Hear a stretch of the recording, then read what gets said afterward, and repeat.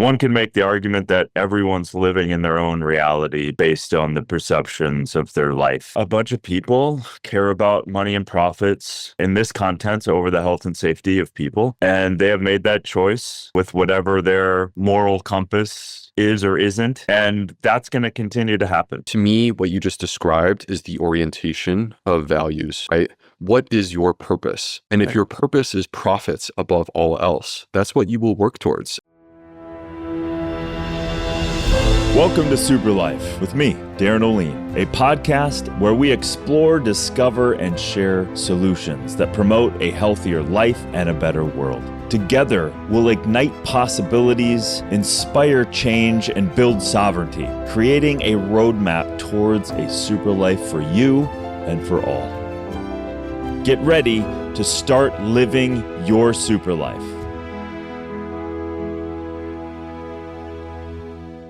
So welcome to the show, Dr. Will. I always love talking to you and, contemplating before we got going here. I just really appreciate your solid, consistent message, work, and commitment.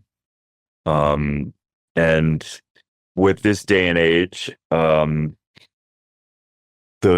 those pillars of trust and truth and people at the core just working hard to deliver good things, unfortunately, there's not a massive or a very big population of those, and you're one of those people that I know.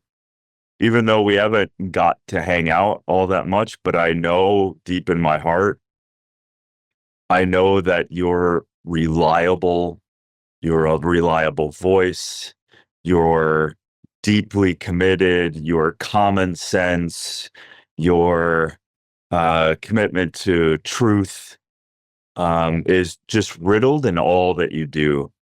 And so as a reflection of someone that tries to walk that line in the best way I can as well, I'm just grateful for everything that you're doing and what you're about to do. Well, I appreciate you saying that. That means a lot coming from a guy like you, and certainly the feelings are mutual. And I think that the thing is that we all in our own way, whether it be you, myself, the people who are listening to us, we all have ways in which we can influence the world in a beneficial way. And, it's very frustrating right now because it's hard to tell what's real and what's not. Yeah. For all of us. Yeah. Or at least I'll just speak for myself on so many levels, whether that be in health and wellness and science, or whether that be in our politics or social discourse. It's just hard to tell what's real. And at the end of the day, I want to live in a world where we can be honest. Mhm. And I also am a person who went into medicine to try to help people, and I've never wavered in that position. I would never sell out for the sake of money and compromise that. And, at the end of the day, I want a world for my children. I have 4 kids. I want a world for my children where they can exist with a reality and with truth and with a path towards optimal health that is all clear. And so to me, like, that's the conversation, and that's just me authentically pursuing that goal. Yeah, and again, it's so worthy to do in the face of just the obscurity. The irony is that, the access to so much, and yet almost and infinitely more confusing, which is so strange and Twilight Zone-y. And I think the thing that helps me, and then we'll get into some nitty gritty here, but I think the thing that helps me is one can make the argument that everyone's living in their own reality based on the perceptions of their life. However, there is, you could call it a few realities in general terms that A bunch of people care about money and profits in this context over the health and safety of people. And they have made that choice with whatever their moral compass is or isn't. And that's going to continue to happen. And that does happen. And you and I have to combat this nonsense on a daily basis. And this other side, which gives me hope and wind in my sails every day, and that is surrounding myself with people like you and creating businesses with people like ourselves that want to create this. And I don't mean this from a far off place, dreamy place, utopia. I really mean it from a grounded, like there's things that we can do. There's solutions that we are creating. There's people that are doing it. There's people that are working at scale. There are big companies committed, the biggest companies committed to regenerative ag. There's big companies committed to algae-based PFAS that I know. So for me, having conversations with people like you, surrounding myself with solution-based, forward-thinking people in the face of all of this kind of stuff that is happening is important for us and everyone listening from a mental health standpoint. Yeah. To continue to look in the window forward and not in that rear view mirror, and in the quagmire of this spiral confusion. Because you and I, we have to go on social, we have to do all these things, and you can get pull. It's a seductive, algorithmic kind of methodical pull into these things, and it's a constant surrounding ourselves with community and everyone here, I think, creatively moving forward. Even if you're a mom with 4 kids and you're creatively help your children out of this stuff with things outside the box in movement forward. So 2 quick thoughts on that, and then we can move into getting into our conversation on gut health. So number 1, to me, what you just described is the orientation of values. Right? What is your purpose?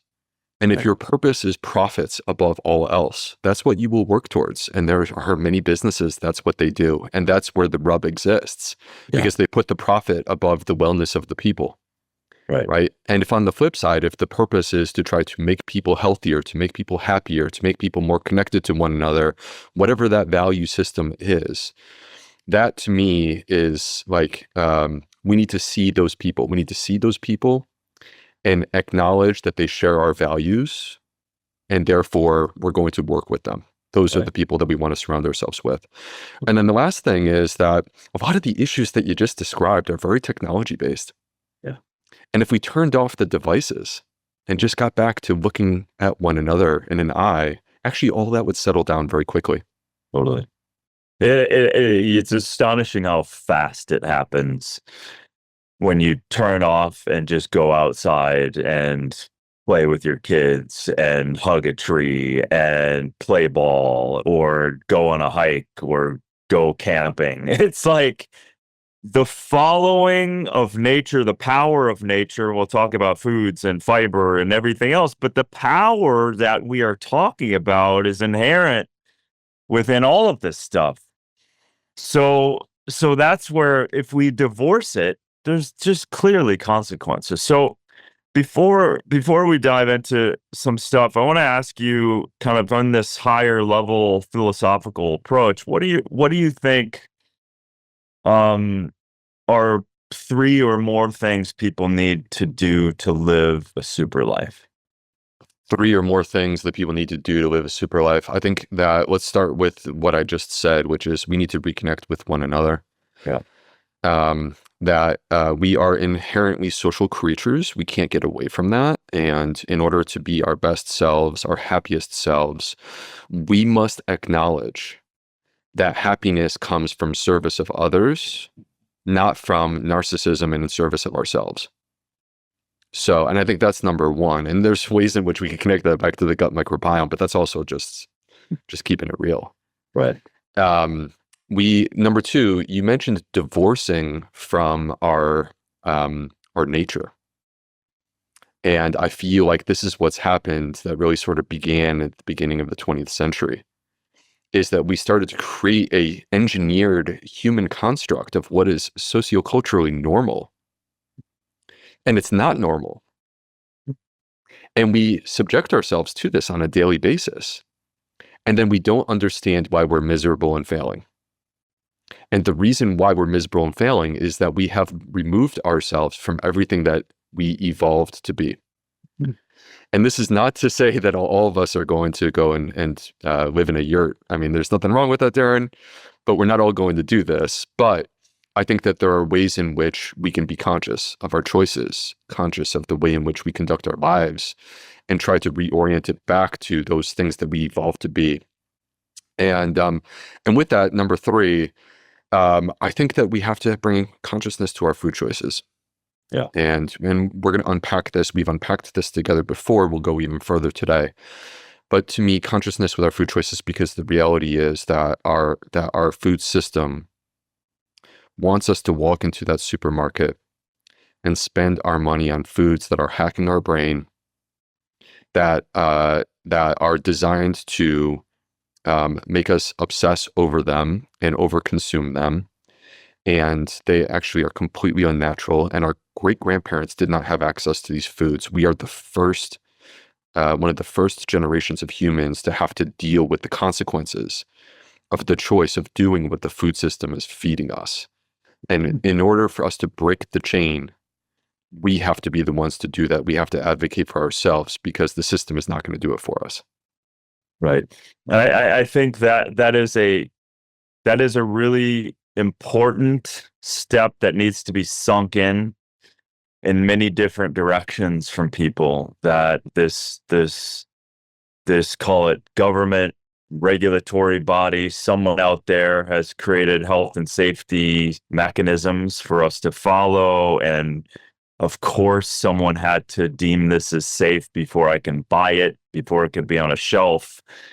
And that matrix moment should be, for everyone listening, my followers, your followers, should pretty much understand that doesn't exist, and that the advocacy, especially in home, right? As a father of you and your wife and your 4 children, we have to advocate the gatekeepers of what's going in and out, and especially as the vulnerability of opening our mouths. So that's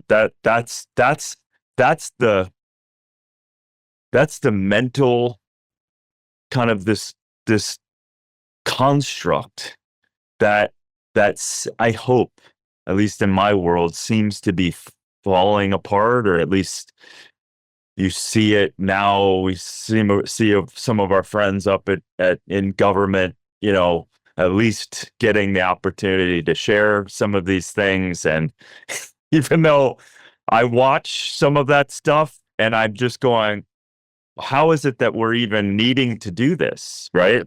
And Yep. so we're just so reversed that we have to kind of unclog ourselves. So I really appreciate it. Is that just a charade, right? Is that just a charade where, hey, we give them a microphone, they post it to their social media, but 4 weeks from now, no one remembers that they even did this. And yet there stands the people with large amounts of money to basically say, I will help you get reelected, or I will fight against your reelection, depending on your choice with this vote or whatever it is that you're doing in your government position of power. But moving it back into the home, moving it, like, again, disassociating ourselves from the choices that our government makes that, frankly, we don't have a tremendous amount of control over. I mean, we can only go so far with that. And focusing on the things that happen within our home, which I think are really important, the more important part. If you stock your pantry with ultra-processed foods, I can tell you what your children are going to eat. And we see this play out because, unfortunately, we live in a world where the average American, and I've been saying this for a number of years, the average American, their diet is 60% of calories come from ultra-processed foods. That again, these are foods that didn't exist with our grandparents or great-grandparents. But with our children, this is where, to me, it gets even more disturbing. You're an adult. You can eat whatever the heck you want. There are, at the end of the day, there's many reasons why we choose the diet that we do. My diet is by no means perfect.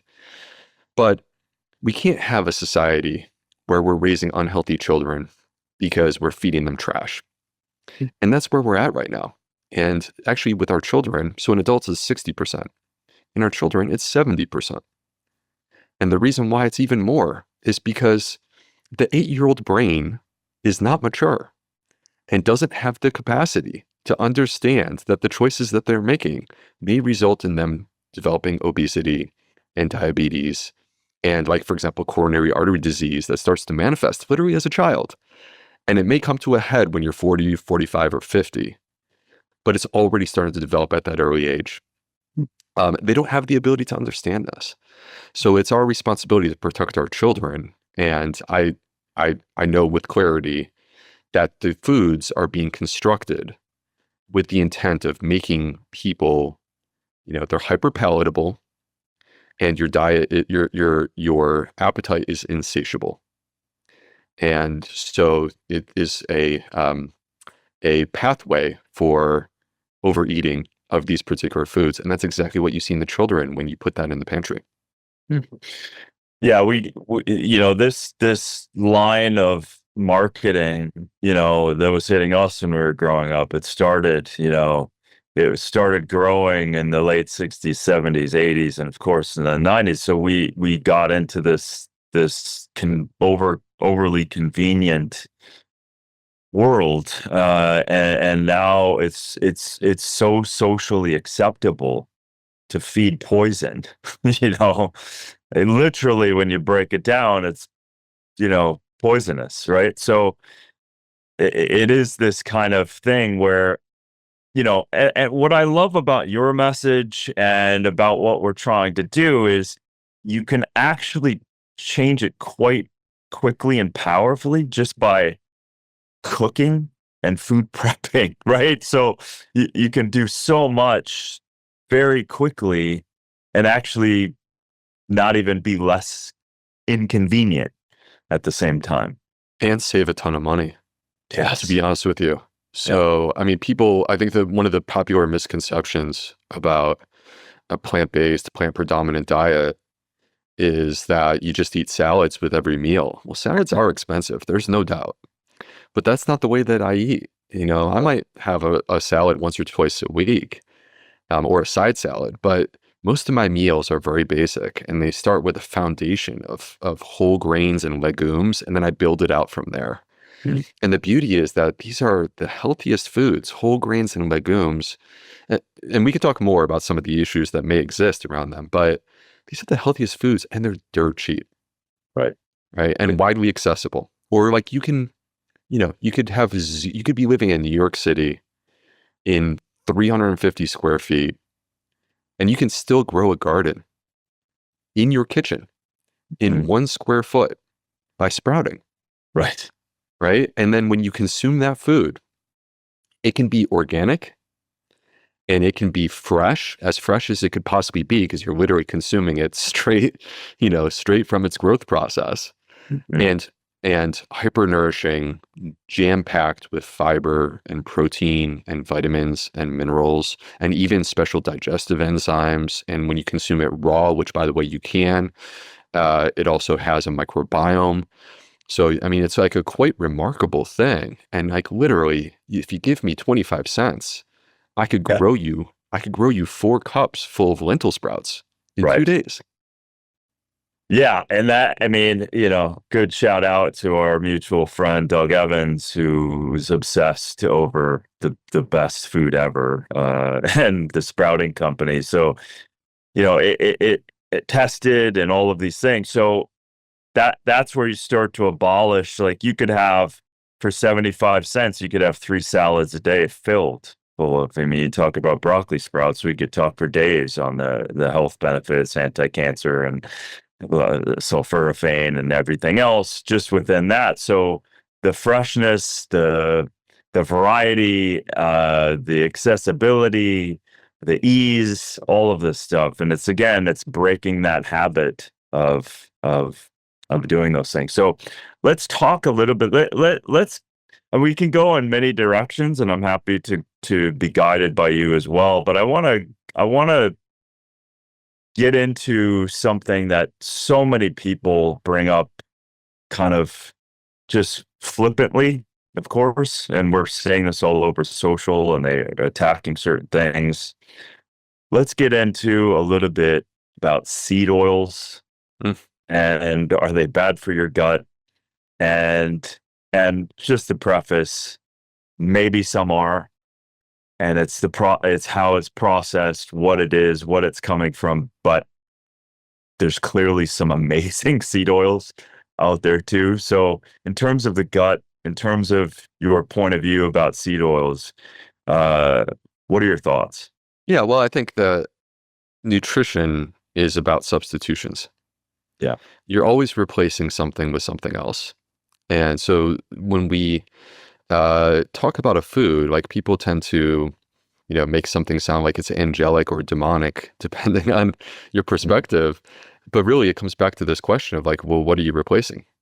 Right. And so with seed oils, this popular narrative that they're so bad for us, I find to be a bit silly, to be honest with you, because many of the people who vilify seed oils are the same people who tell us that we don't need to worry about saturated fat. And when we look at the effects on the gut microbiome, there is absolutely no doubt that you are moving in a better direction if you replace saturated fat with omega-6 polyunsaturated fats that you get from seed oils. There is absolutely no doubt. Now, does that mean that I'm advocating for this as being the foundation of a healthy diet? Absolutely not. The fiber content is 0. And I would much rather a person consume extra virgin olive oil. And if they're going to cook at higher heat, which I don't really advocate for because fried food is really not good for the microbiome, just period. Then, like, to me, avocado oil would be preferred. But, that being said, like, we have to be honest and transparent here. Saturated fat is clearly worse than seed oils. And again, there's a lot of different canola, safflower, sesame, pumpkin seed, grape seed. Like there's Nigella oil. Like there's a lot of healing powers in some of these things. So again, these kind of flippant conversations are quite ridiculous. And the data, of course, when you talk in the nuance of GMO and heat and how things are processed, of course, those things all matter.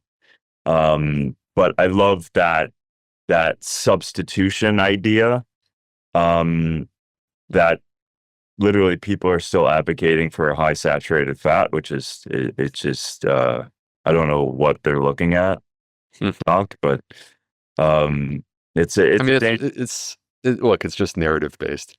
Right. It's narrative based, and then it quite powerfully shows you how much of an echo chamber the internet is when someone can say something and then it has a ripple effect through the internet, and it can be completely wrong and inaccurate. Right. So,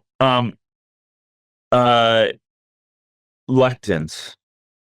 Let's dive into that a little bit because I get this all the time. I'm sure you do too.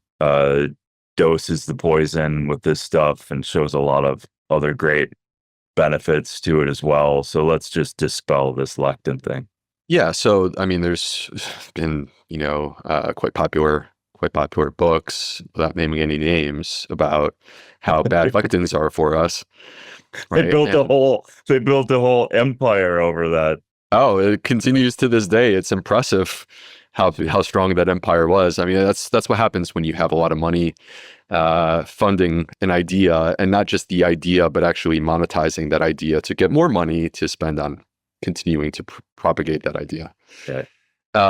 Anyway, the thing about it is that within this concept, if you were, Darren, to consume purified lectins that were extracted from legumes, for example, There's some merit to saying that purified lectins could potentially be problematic for you, but I'm not really sure where you would find purified lectins anyway. Like this is a laboratory type question, and it's not something that exists in real food that a real person actually is consuming. So real food does contain lectins. Real food also contains many other things that are quite wonderful for you, and that includes fiber and polyphenols and resistant starches, all of which are great for your microbiome, and vitamins and minerals and phytochemicals and all these other things that are great. And as for the lectins, it's not that they're just this pure bad thing. Again, like if you were to extract them, that's a different story. But actually, there's quite sufficient evidence, and any person can check me on this, but please just go to PubMed, type in the word lectin or lectins, and see what comes up. And I think what you'll discover is a whole bunch of scientific articles talking about how lectins protect us from cancer. And last time I checked, cancer was the #2 cause of death in the United States. So from my perspective, the vilification of lectins is quite silly, particularly when we're talking about healthy foods that contain far more than lectins, but also those lectins may be helping to protect us. Yeah, that's where it gets just completely silly in those contexts. And and then the preparation of said bean or legume quite literally changes the entire amounts, and you don't consume it in a raw state anyway. So that's where these types of conversations get quite ridiculous. And so yeah, and people, there were 2 studies, by the way, where they showed that lectins coming from real food were problems. Okay, one of them was, by the way, these weren't even studies. These were almost kind of sensational, almost like news articles.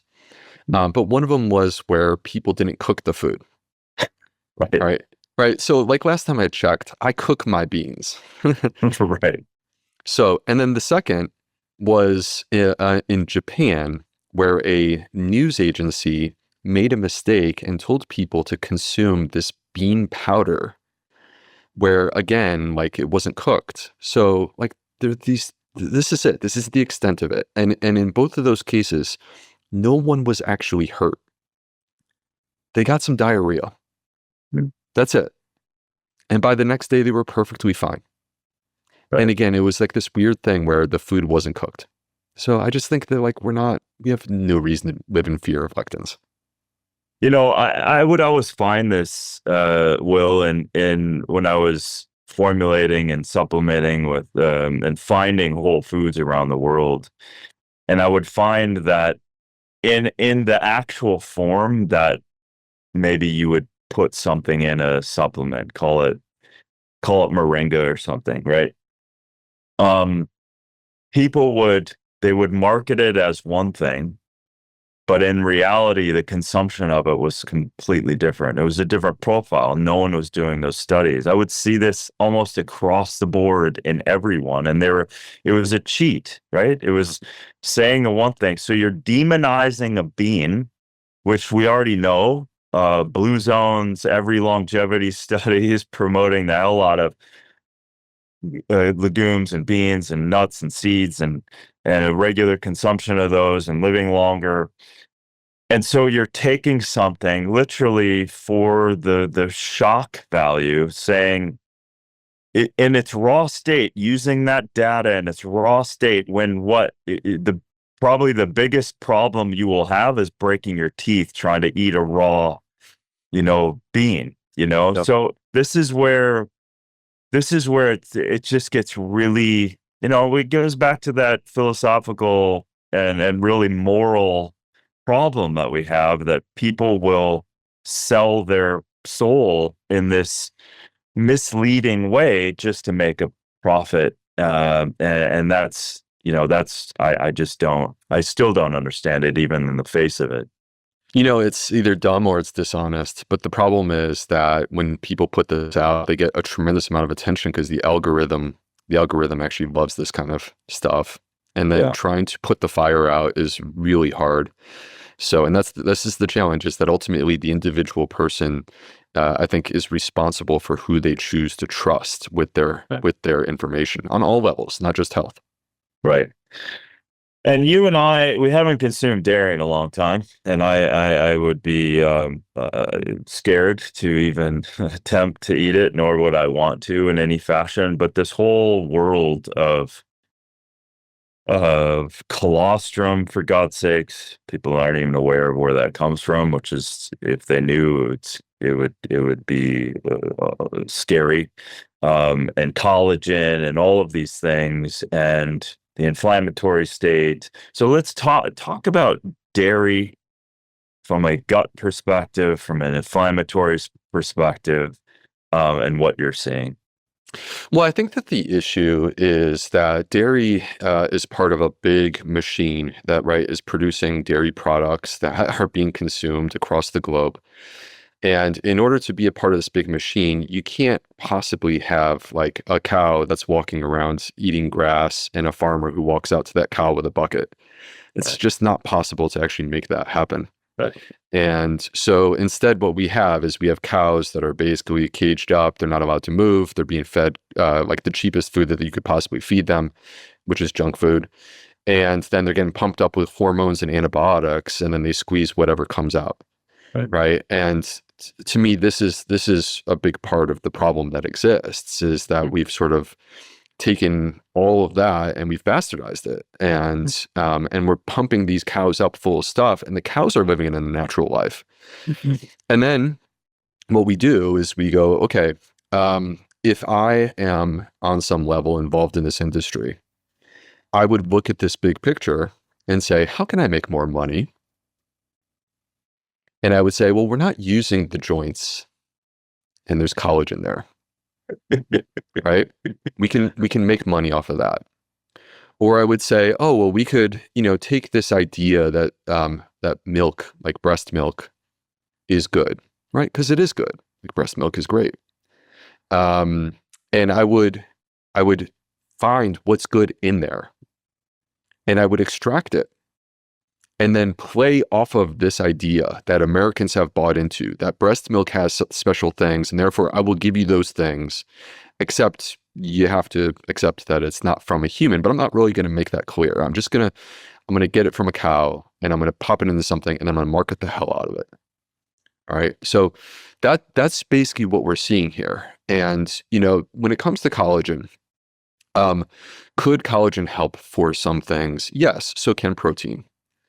All right. But is collagen proven to improve gut health on any level? I have not seen a study. And if a person has one, I would love for you to step forward and show it to me. Because what I have seen is like somewhere in the range of about 10 years of really strong marketing and like a multi-billion-dollar industry of people buying a product thinking that this is going to improve their gut health without any evidence to be true. Right. And if I had billions of dollars, I would have the option. Like if I owned this company and I had billions of dollars, I would have the option easily to run a clinical study to prove that my product works. And you know what? If it did work, I would do that, because if I prove it, then I can sell like 5x, 10x more, right? And it's never happened. So you have to ask yourself the question, why does this study not exist? Why hasn't anyone stepped forward to spend the money to prove that their product works? I think it's because it doesn't. Right. And this is your space too. Like you've built a career around understanding the gut. And if you haven't seen it, this probably doesn't exist. And just the understanding that we still have this kind of gross disassociation with how things work in the body biologically. It goes back to, if you're overweight, on your gut, do sit-ups and your gut is going to be slimmer. It's that same idea of eat collagen and magically collagen plumps up my face, right? Right. So people, there is a biological process where your body has to healthfully digest, and that's a whole other issue, digest this down and break it apart into the amino acids. Right. And then through signaling, the body is going to take that signaling and then put it where it needs to from an amino acid standpoint. So that collagen that you're taking is not magically going to the places you want your collagen to go to. So Right. that alone is just this weird thing. Like I need collagen because people tell me that my face is going to look better, so therefore I'm going to take this collagen supplement, or it's going to magically heal my gut, and blah blah blah. So this is where this marketing and then this runaway of the repetition of marketing, and it just runs away in the sense that you have to answer the same question 2,000 times in the span of 365 days a year.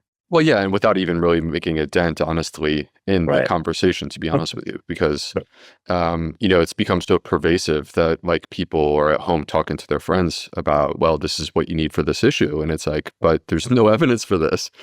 So, I mean, it's okay. But for example, with skin health, um, what I know is that I had acne issues and inflammatory skin issues that existed until I started nourishing my body with real food. And like, for example, smoothies were life-changing for me. And it was amazing how quickly my skin cleared up, and I haven't had any issues since. And I don't do, I have no products. I have nothing that I do for my skin special. I just use a regular shave. Right. But What's your go-to smoothie right now? my wife is the smoothie master for the household, and it's actually a beautiful thing because with smoothies, because they taste good, you can make it normal within your house to drink smoothies on a daily basis, and kids love them.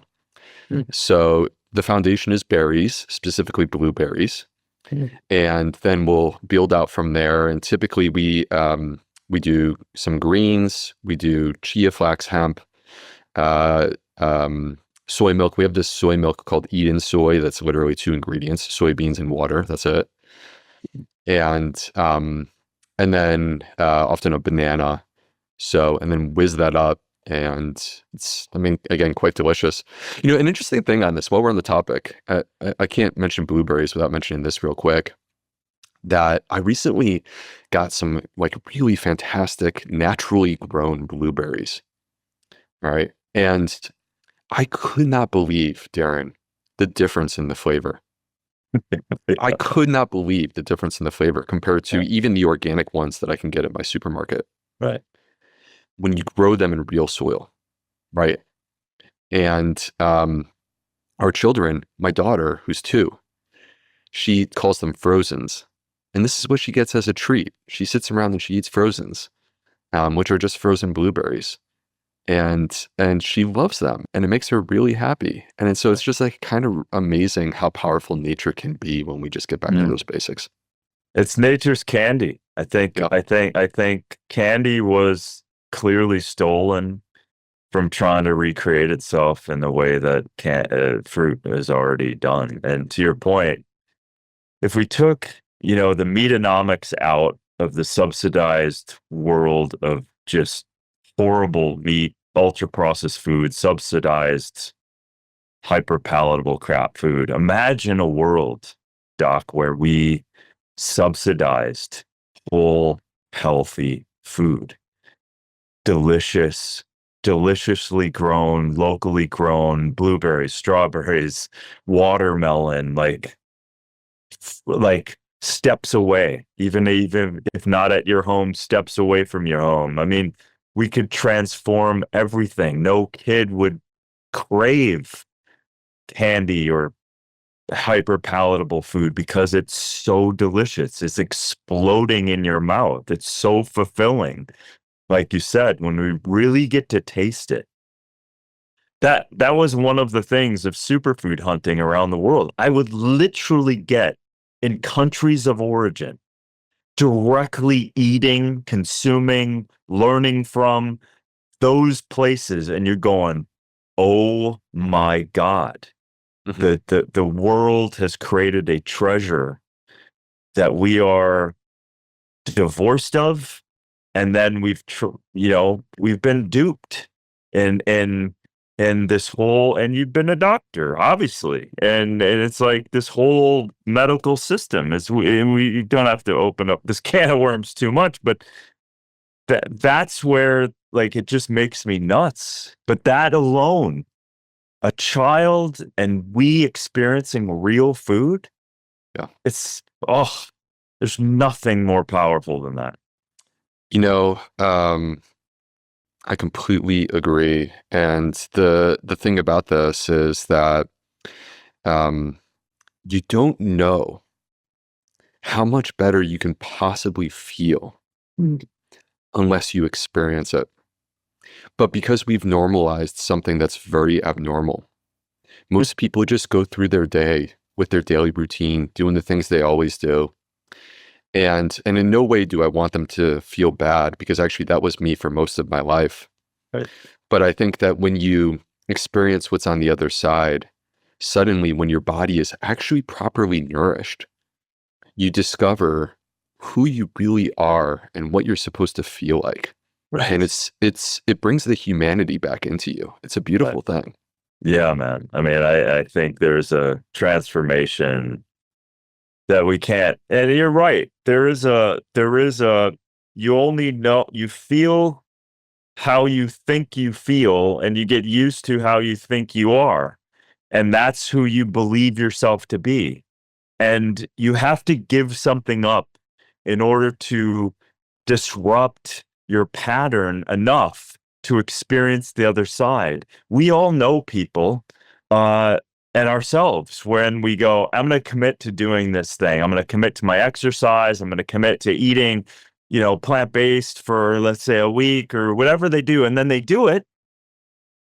And then they're going, oh my God, I had no idea I could feel like this. I could feel this way. I have all the energy. You and I have both met probably thousands and thousands and thousands of people who have said those very things back to us. Yeah. It's not us.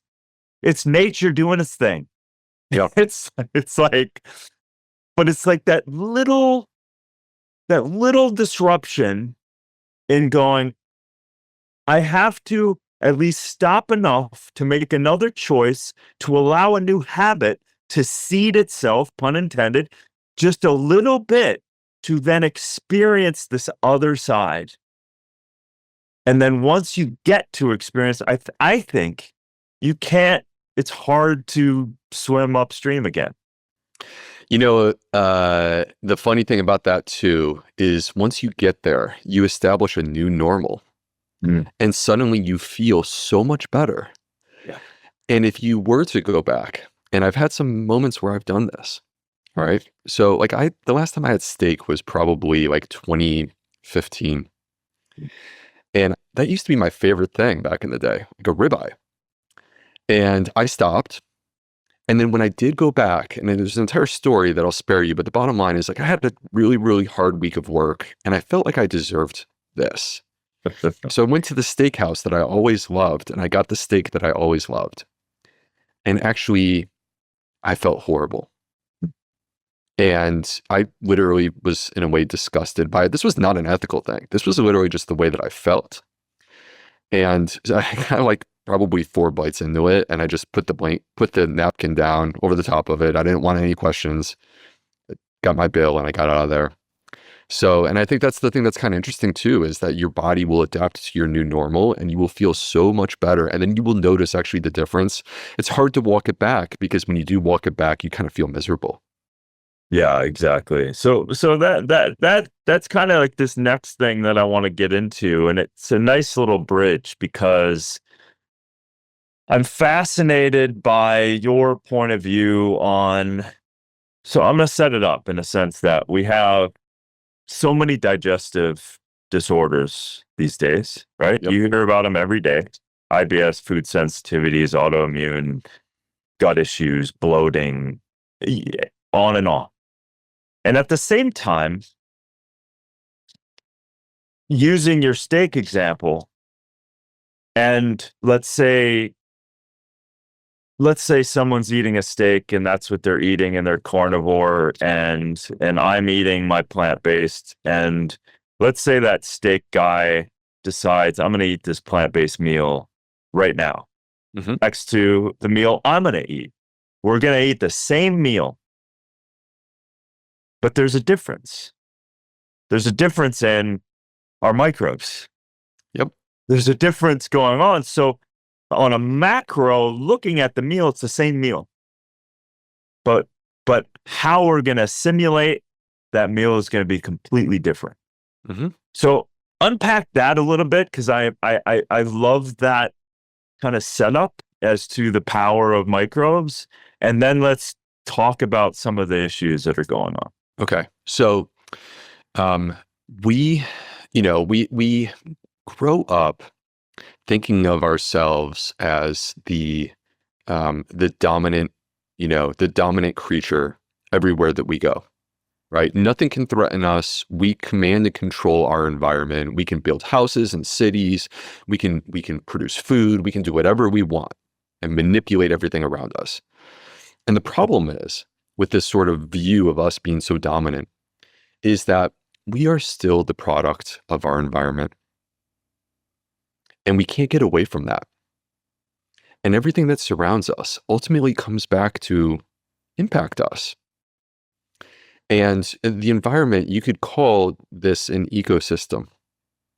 And synonymous with the word ecosystem, which is like, to me, the ecosystem is like, for example, this house that I live in where, it's my home and it's my family and our pets and these trees that are right outside the window right here. All right. And another word for ecosystem is biome.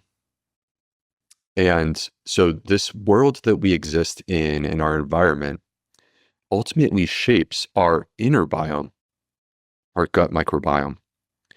And it's all of these things.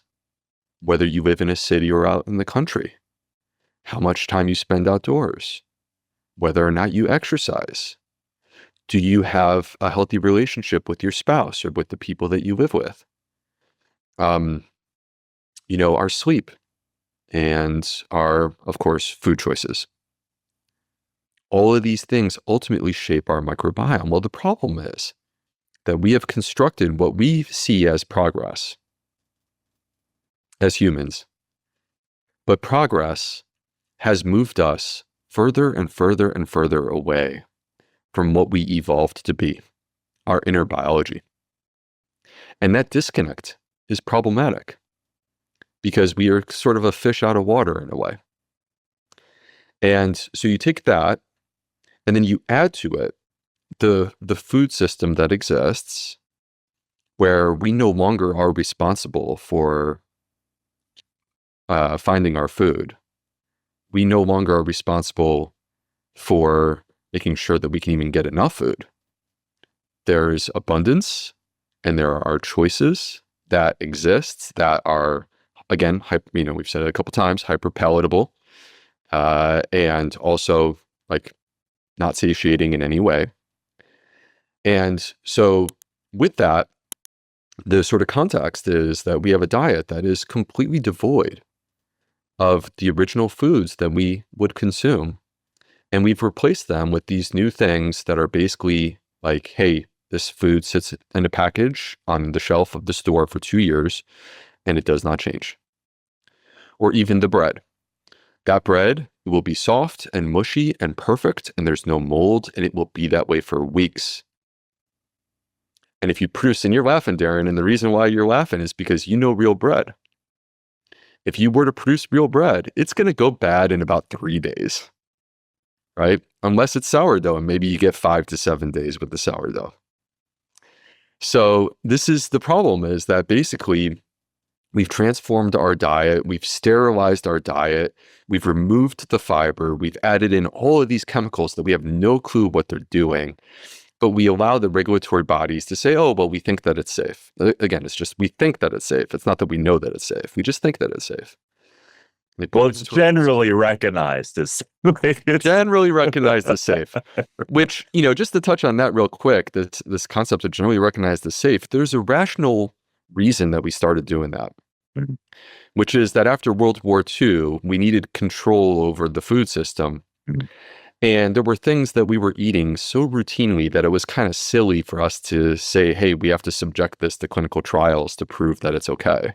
Like salt, right? Like, do we really need to prove that salt is okay when we've been eating this for thousands and thousands of years?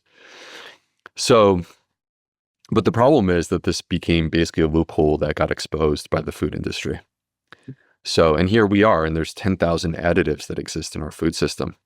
So it's not a surprise. I think this is the bottom line. It's not a surprise to me that people are struggling with gut-related health issues these days. And the reason why is because we have evolved our own lives to be something that is actually completely removed from our natural origins and the way in which we're supposed to be.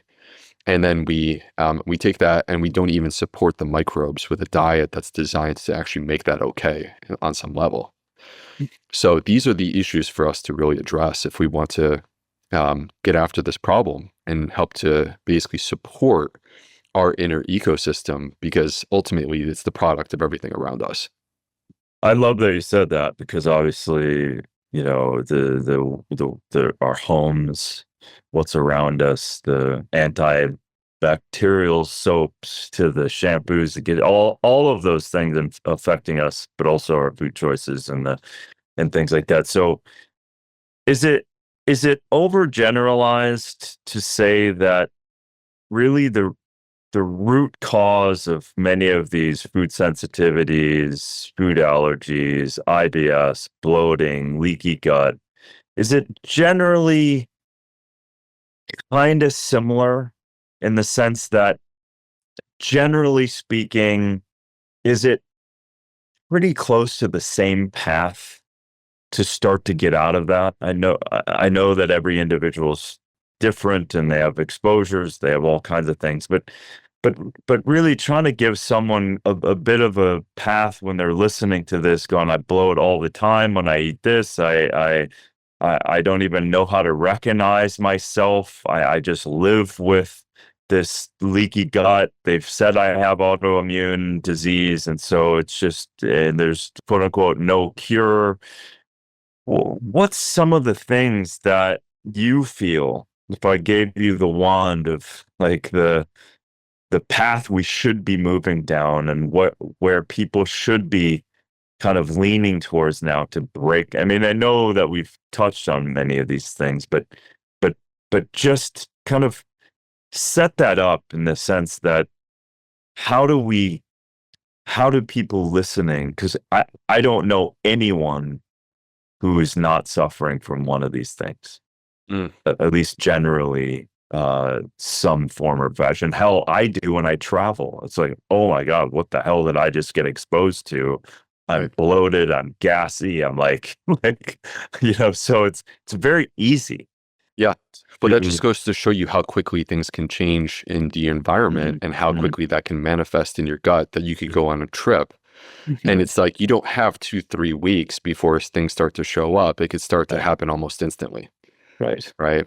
And to kind of start with this orientation, all of these things that you're describing: digestive health problems, immune related problems like autoimmune, allergic, inflammatory, metabolic problems, our mood, our brain health and cognitive problems, hormonal issues.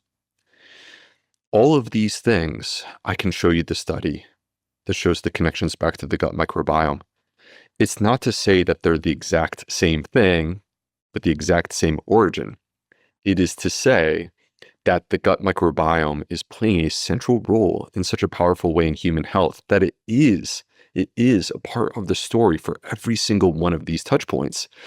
And it's quite common to find people that can basically list multiple different health systems, like not just their digestive system, multiple different parts of their body, whether it be metabolic issues, high blood pressure, high cholesterol, diabetes, whether it be, again, like immune, hormonal, cognitive, mood. And it's just a laundry list, right? And to me, it comes back to the same place, which is that we need to nurture a healthy gut microbiome. So in an optimistic way, rather than sounding pessimistic, what are the things that we could do? If you gave me the wand and I get to magically transform the way that we do things in the United States, what are the things that I would do? What would I create? Well, of course, I would change the way that we eat. And I would make it so that we would consume a diverse plant predominant diet as plant-based as possible. So now, like, do I think that you can only be healthy by being 100%? No, I don't believe that to be true. But I think that the healthiest diets that exist, whether it be Mediterranean diet, a plant-based vegan diet, a vegetarian diet, or a pescatarian diet, the more plant-based that people are, the healthier that they are. And they're all plant predominant diets. It's where all of the evidence exists. So I would put everyone on a plant predominant diet and I would let them choose food that they love. But the food that they love would include a wide variety of different types of plants and spices and different flavors and different textures and all these different things and different colors. At least 30 different plants per week. All right, now that would take care of so much because then their gut microbiome would get the fiber, the resistant starch, the polyphenols that they need.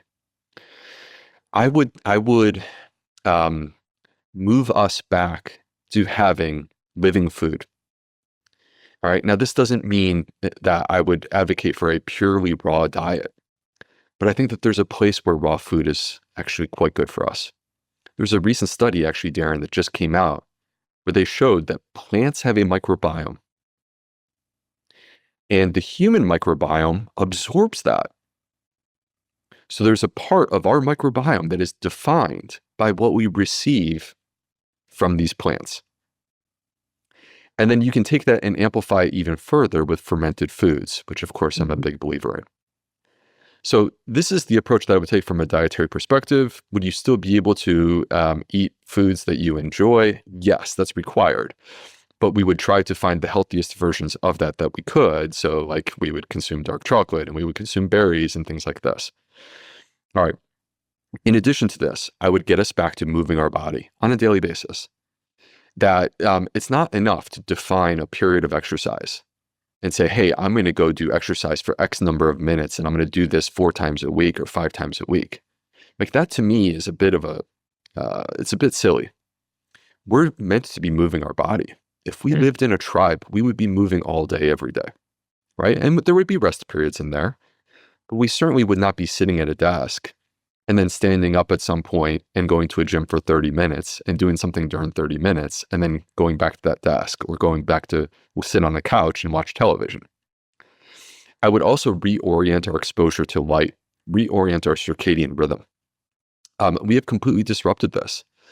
So if I go camping, I wake up when the sun comes up and I wind down when the sun goes down. And I have no choice because unless I'm using an artificial man-made device, the best that I can do is build a fire when the sun goes down. That's the best that I can do. And the problem is that we have created all these devices that create light that is orders of magnitude more powerful than that fire. And the result is that we've completely disrupted ourselves where we're indoors when the sun comes up. And we never actually go outside to see that natural light that turns our systems on. And then in the evening, we do the opposite, which is that we plop in front of the TV and we have our tablet and our phone at the same time. And all of this light energy is directed straight at our eye because we're looking at it. And that actually disrupts our natural rhythm for sleep. So, and all of these things, I could dive deeper into, for example, melatonin and the effects that melatonin has on the gut microbiome. Darren, I think that your listeners would be curious to hear that we produce 400 times more melatonin in our gut than we do in our brain.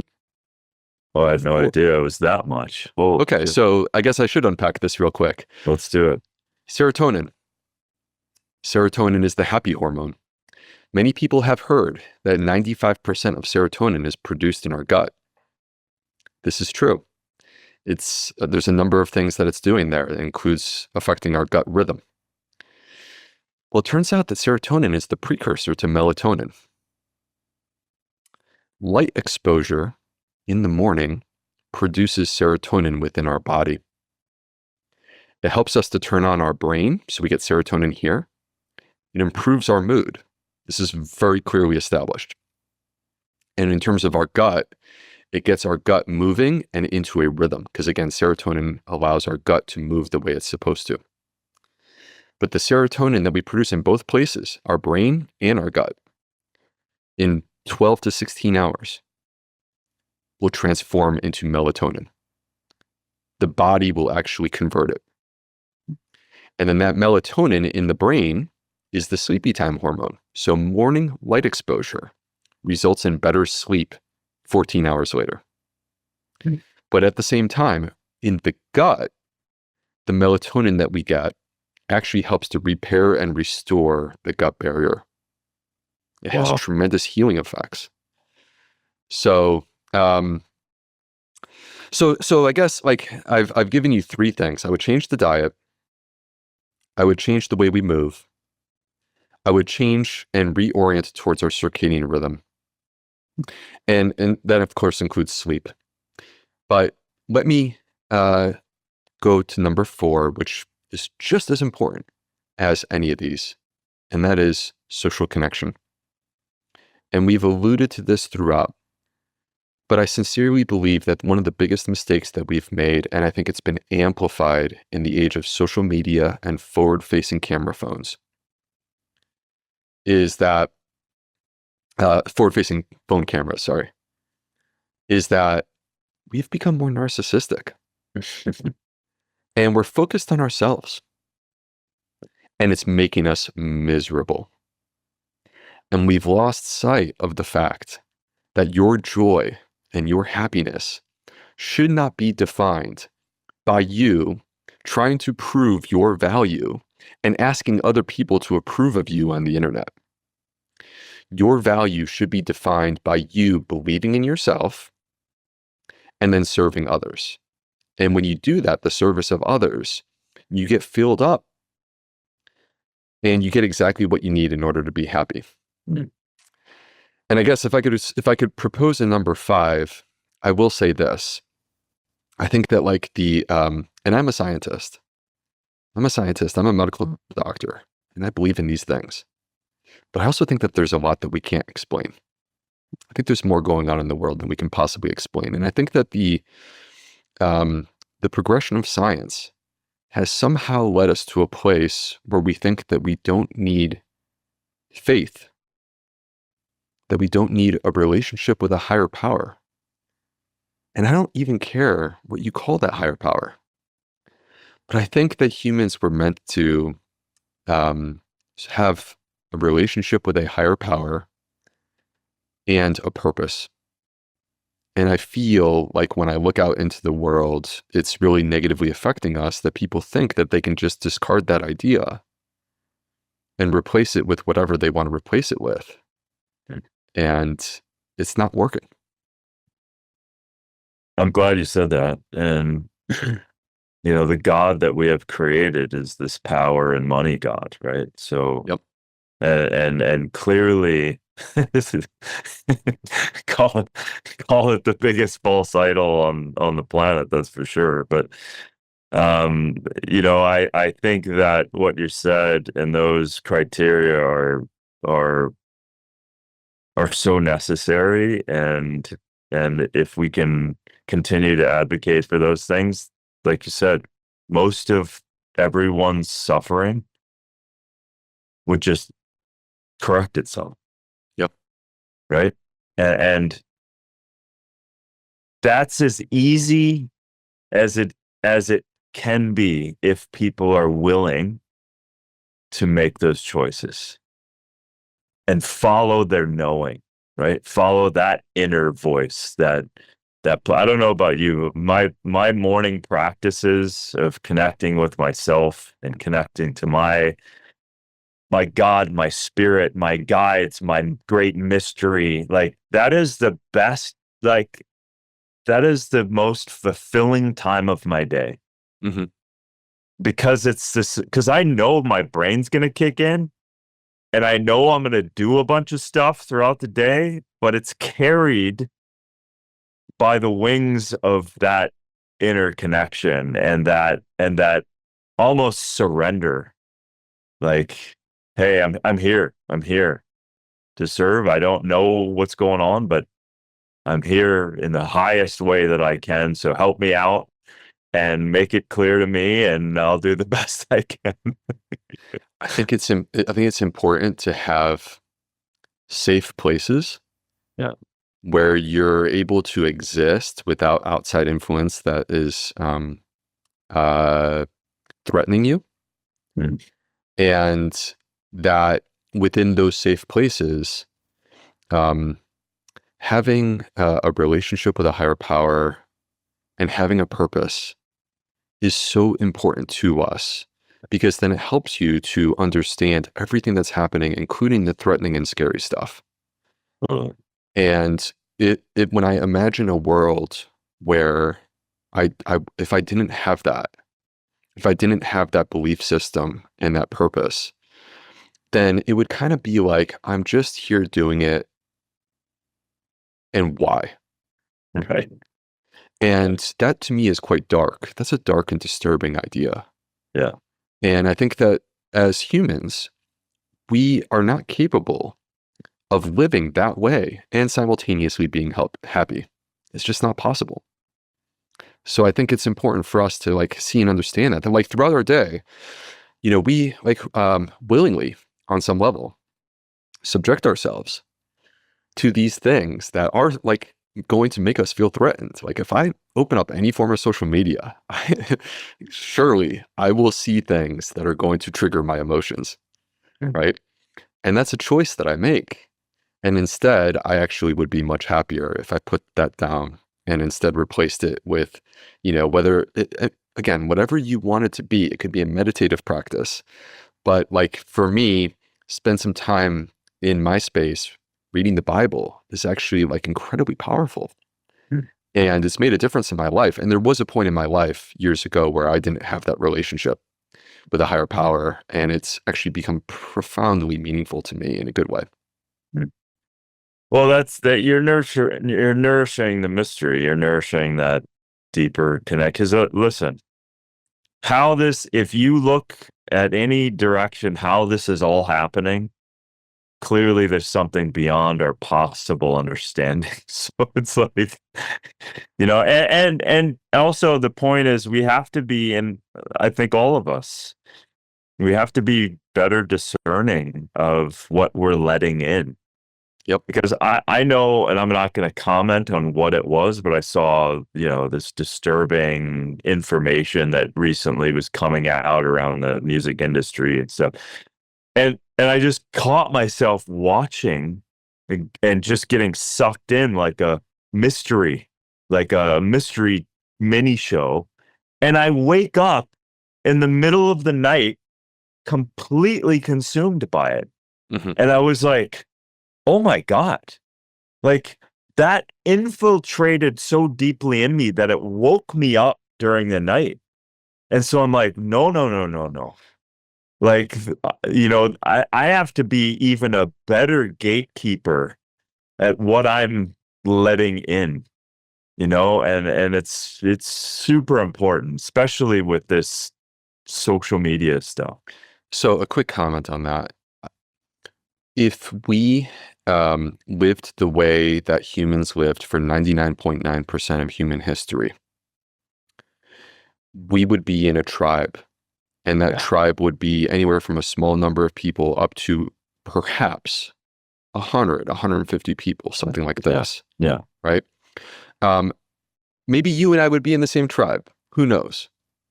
But the point, though, is that we intentionally evolved to recognize threats.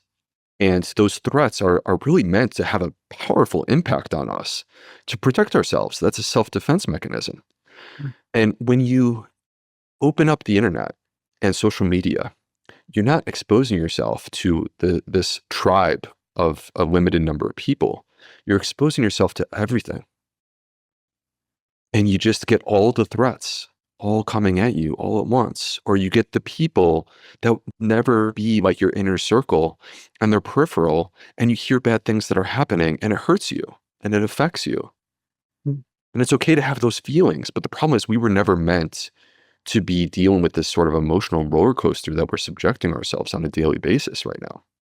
24/7. Last and final. What are your top 3 to 5 fiber-filled, powerful foods that you love to always consume on a day? I already know probably a few of them, but I would love to hear you. Well, I mentioned the blueberries. Those are Yeah. amazing. So, gosh, I mean, I'm a lover of food. I could go on and on. I love avocados. Like there's a million ways that you could serve an avocado. I've never found one that I didn't like. Um, I love different types of seeds. So like hemp seeds are quite delicious to me. All the berries, give me all the berries. I love fruit. I love mangoes, different varieties of mangoes. Really, I mean, I think that like it comes back to my core message for, 8 years or whatever it's been, has been about dietary diversity. Yeah. And I think that the beauty of dietary diversity is that it's not just good for us and it's not just good for our microbiome, but it also, in fact, is stimulating and fun and delicious. And it allows us to really experience many different things with our palate. And that to me is like the essence of enjoying our food. Yeah. And it's always fun in the seasons when we have access to seasonal food, because it's like this massive explosion of like, oh my God, when drupe season comes and those peaches and plums and like watermelon, like I ate watermelon for 3 straight days. I just was like, I love this so much. I'm just gonna just eat watermelon. You can't beat watermelon. It's my God, it's so good. Anyway, I could talk to you for days. I am so grateful for this conversation. I love the places that it went. We're barely touching the surface on the miraculousness of our life, of the microbes, or the association that our microbes have to us, but also the power that we have to influence our microbes, to influence our lives, and to also, to your point, which I love, is the community of influence that we can have. And I'm just so grateful for you, man. Thank you for your message. And thank you for, again, I'm excited for the works that you're doing now. I know that it's hard, and but when you're on purpose and you're building something to better people, even though it's challenging, it's definitely worth the blood, sweat, and tears. Well, it's a pleasure to always connect with you. And again, early in the conversation, we talked about alignment of values. And I think that's the thing, is that you and I, we are aligned in our values of what we see and what we want the world to look like for us, for our children. And so I'm grateful for this conversation. And I'm also grateful for all the people at home who hung out with us today. Yeah, man. Thank you, brother. And until next time, because there definitely will be a next time. Yep. In person next time. You got it. Definitely.